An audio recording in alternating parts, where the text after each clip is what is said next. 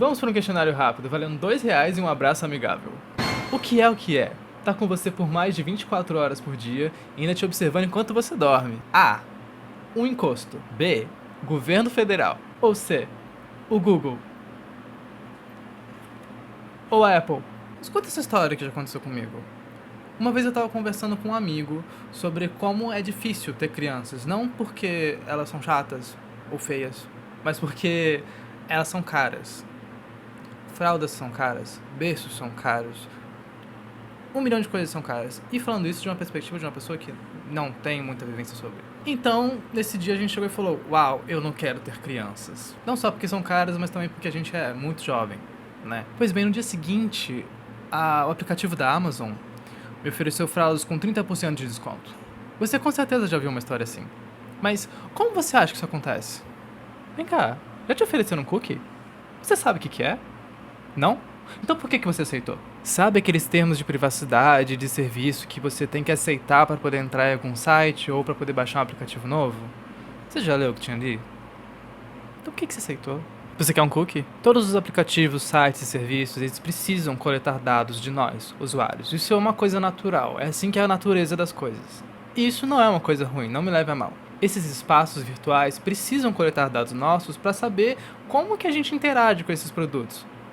Se tá dando alguma coisa errada, se tá tudo bem. Isso é natural. Os cookies, por exemplo, são arquivos que ficam armazenados nos nossos dispositivos e que guardam algumas informações nossas. Se você entrar no Facebook pelo navegador, por exemplo, quando você sair dele e voltar, você ainda vai estar logado na sua conta. Por que você acha que isso acontece? Cookies. Mas que dados que eu dei pra Amazon tentar me vender fraldas? Eu preciso de fraldas? E quando os cookies não salvam só as minhas informações de login, mas também os sites por onde eu andei, os produtos que eu procurei, as imagens que eu vi. Eu preciso de tanto cookie assim? Vamos continuar usando a Amazon de exemplo, porque ela é legal pra isso. Você conhece a Alexa? Todo mundo conhece a Alexa. Não é uma pergunta, você conhece a Alexa? É aquele robozinho com quem você conversa, aquele quase cilindro, e aí ela se torna basicamente uma loja da Amazon na sua sala. Você conversa com ela, e ela aprende com você.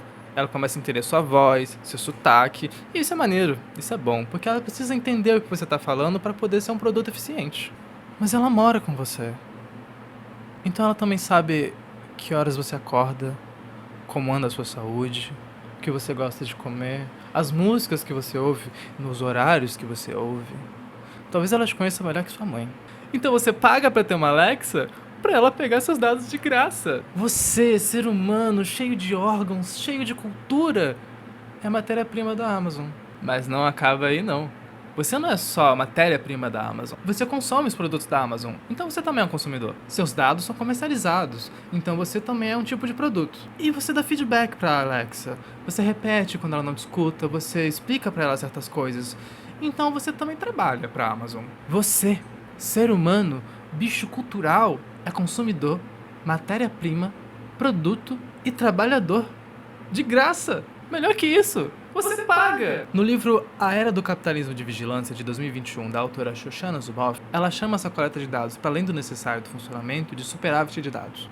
Segundo ela, essa superávit de dados é utilizada para poder treinar produtos de predição, que são basicamente produtos que coletam esses comportamentos seus e não só compreendem quais são os seus próximos passos, como eles também inventam novos passos para você. Como? Você me pergunta. Uma forma muito comum de fazer isso é a partir de anúncios personalizados. Como esse aí que a Amazon me mostrou, tentando me vender fralda. Ela ouviu o que eu tava falando, ela entendeu que eu precisava de fraldas e tentou me vender fraldas. E eu não comprei. Mas você entende que ela insistiu para que eu comprasse? Que ela me mostrou uma notificação? Que ela me deu um desconto de 30%? E se fosse uma coisa que eu queria? E não é tão simples quanto só ouvir o que a gente tá falando. Se ela sabe o que eu quero, ela sabe como me fazer comprar. Me dando descontos, sugerindo itens relacionados às minhas pesquisas anteriores. Cada pegada deixada nesses espaços virtuais é alimento para essas empresas. Mas é fácil de resolver, não é? Não compra uma Alexa, desinstala o aplicativo da Amazon. Até porque, por que você vai ter um ouvido da Amazon na tua casa? Tipo assim, é uma empresa multimilionária, bilionária, e você tá deixando ela saber da sua rotina, do que você gosta de comer, de que horas você acorda. Qual é? Você tá fazendo isso de propósito? Você não acha que isso é meio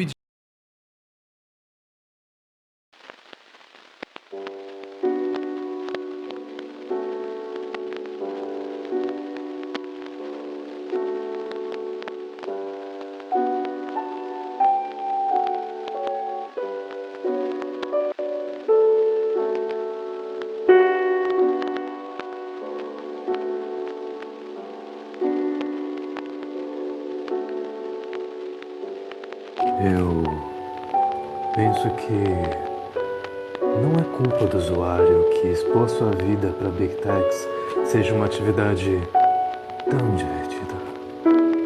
Além do mais, todo mundo faz. Por que eu não faria? Como você pode ver nessa representação exagerada e irônica, ninguém tá puro. Todo mundo tá entregando seus dados. E de propósito. Fato é que não há escapatória. Se você tem uma conta em qualquer rede social feita por uma Big Tech, como Instagram, X, TikTok, você já tá automaticamente cedendo seus dados para essas empresas. E todo mundo sabe, se você não tá nesses espaços virtuais, você basicamente não existe. Principalmente se você tiver um comércio. E automaticamente, se você está nesses espaços, você já está inserido nesse ecossistema de algoritmos e coleta de dados da experiência humana. Então é realmente um caminho sem saída. Essa é uma socialização quase crucial nos dias atuais e também é uma prisão. Cada pegada digital que você deixa é coletada por alguém. Tudo que você deixa na internet, cada like, cada comentário, story, até o tempo que você fica vendo cada post, cada segundo a mais ou a menos, tudo é alimento para essas Big Techs. Peraí, essa história ela é familiar, eu conheço a história. Você não conhece a história? Isso me lembra alguém. Alguém que tem umas redes sociais aí com milhões de usuários e mais de 20 anos de história e falou que ia rapar mesmo, ia pegar tudo e usar pra treinar inteligência artificial. Eu não sei quanto disso é uma novidade pra alguém, mas em junho de 2024 a Meta resolveu liberar geral. Eles anunciaram que ia usar absolutamente todos os dados dos seus usuários para poder treinar a inteligência artificial. Isso inclui posts de vídeos, de áudios, de texto, todo tipo de conteúdo, inclusive de menores de idade. Então imagina lá aquela sua conta que você fez quando era criança e perdeu a senha porque você não lembrava. Pois é, tá nas mãos da Meta agora. Agora imagina os artistas que precisam de um Instagram para poder expor seus trabalhos. E eles também estão sendo usados. Pois é, meus amigos, eu acho que, como vocês podem ver, esse tipo de atitude só mostra uma coisa que todo mundo sabe. As Big Techs, como a Meta, elas fazem o que elas quiserem, ninguém faz nada porque ninguém liga. Essa é a verdade. Eles estão cheios de poder e... Que estranho, não, desculpa mesmo, porque eu não sabia que esse telefone estava conectado, eu não sabia que funcionava, desculpa. Alô, quem é? Presidente Luiz Inácio Lula da Silva? Como você conseguiu meu número? Um mês depois que a Meta liberou geral, a ANPD, que é a Agência Nacional de Proteção de Dados, falou: você não vai liberar nada. E a partir da pressão do governo, a ANPD fez uma regulação dessa coleta de dados da Meta. Ou seja, a partir disso, a Meta agora só vai poder coletar dados de pessoas que não são menores de idade. E ela também foi obrigada a fazer um formulário em que os usuários podiam dizer que não querem fazer parte dessa coleta. Porém, ainda fica nas mãos da Meta fazer a decisão final. Mas vem cá, tem um cara aí que fez uma coisa parecida e, tipo, num lugar que também tem muito artista e faltou falar grosso com ele. Alguns meses depois que a Meta anunciou que ia fazer esse rolê todo aí, o X, mais conhecido como falecido Twitter, anunciou que ia fazer a mesmíssima coisa com seus usuários para poder treinar sua IA, que tem até nome, Grok. Antes desse anúncio, os usuários podiam desativar a coleta de dados para treinamento de IA pelas configurações. Depois, eles precisavam privar a sua conta para poder ter certeza de que o Grok não ia pegar suas artes. Até porque não ter visibilidade é ótimo para as vendas. Porém, um tempo depois, a plataforma sorrateiramente tirou essa opção dos termos de uso, dando a entender que ninguém estava seguro. Inclusive, foi aí que eu saí da plataforma depois de 12 anos usando, e eu tô super bem.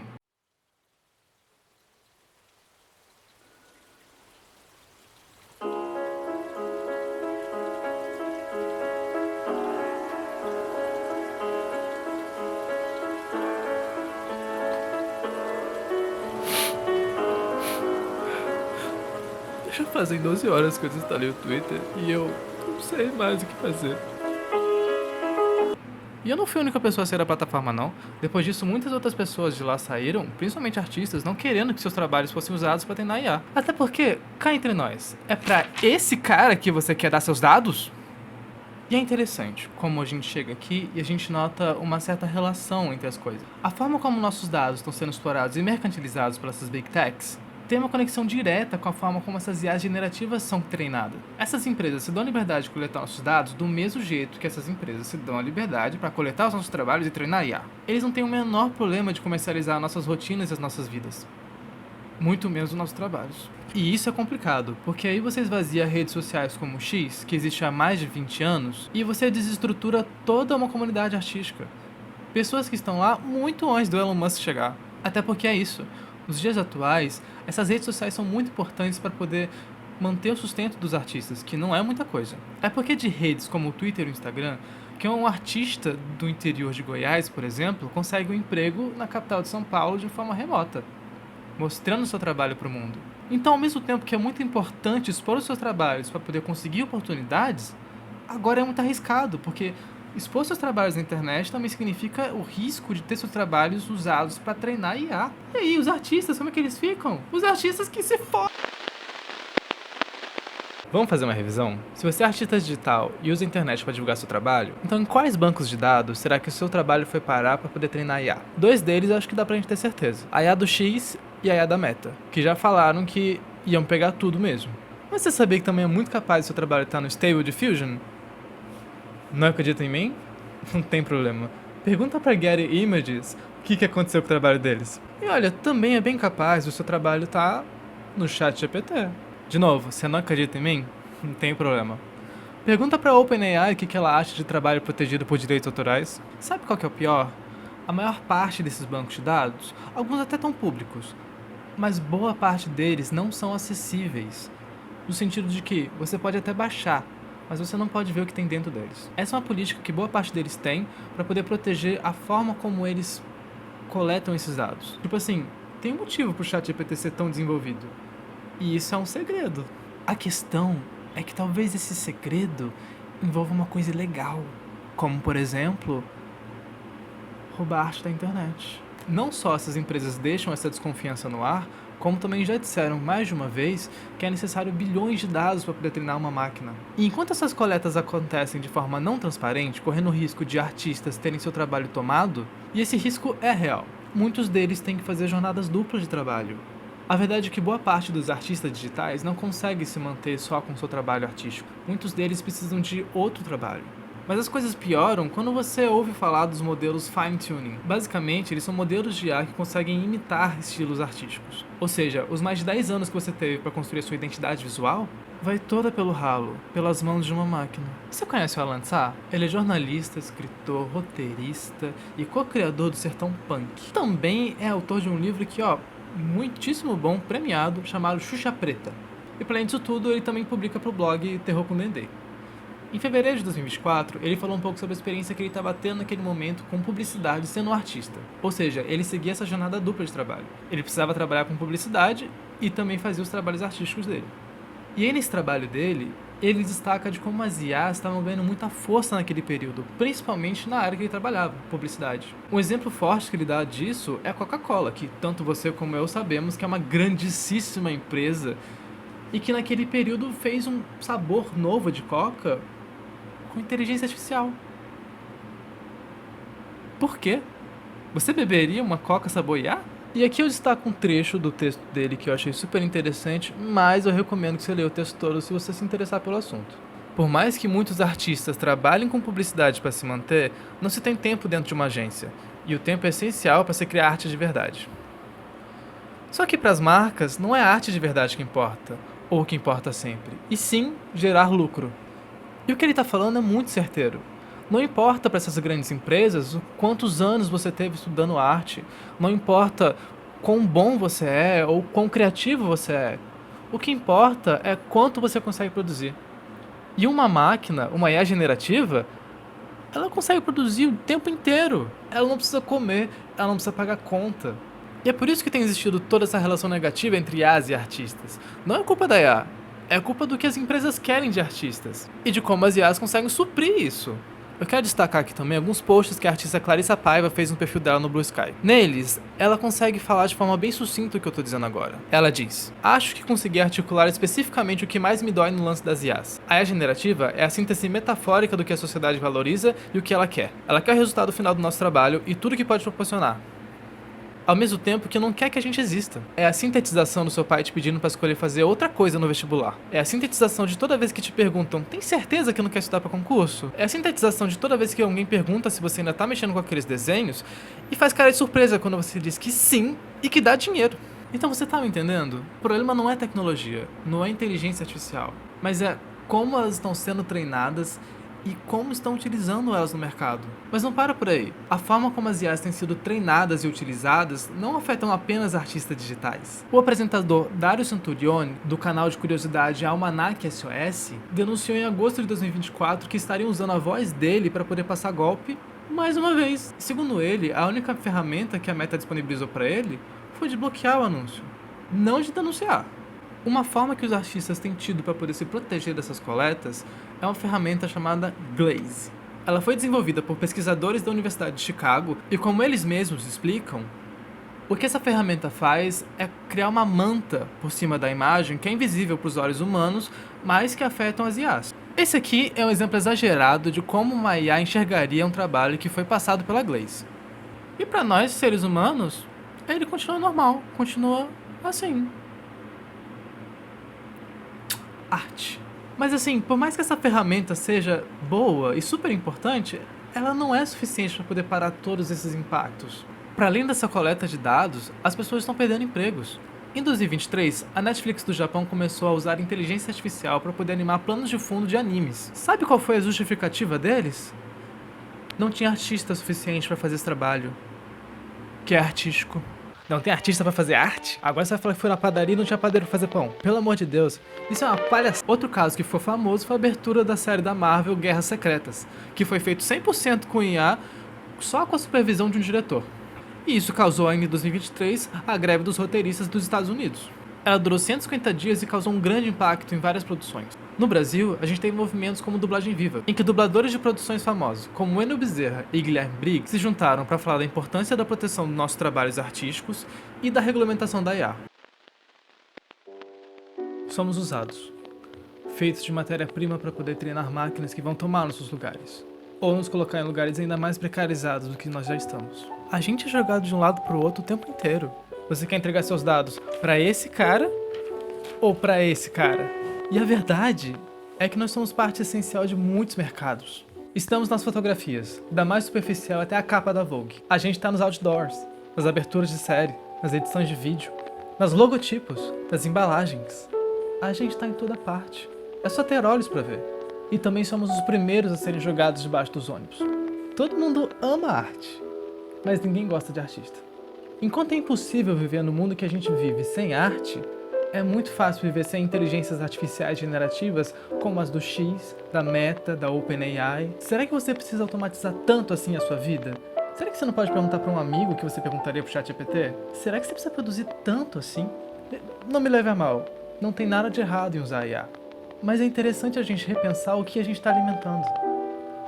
Uma empresa precisa saber tanto assim sobre mim? O que eu sei sobre ela? Faz muito tempo que ser artista é uma questão de resistência. É uma questão de não deixar o seu eu artista morrer. E de não ser só um hobby da infância ou da adolescência. Quando que o seu trabalho vai deixar você fazer o que você gosta? Quando que você vai ter coragem para poder fazer a arte que você gosta de fazer? Se for para esperar isso dar dinheiro, eu te ajudo a fazer maquiagem de palhaço.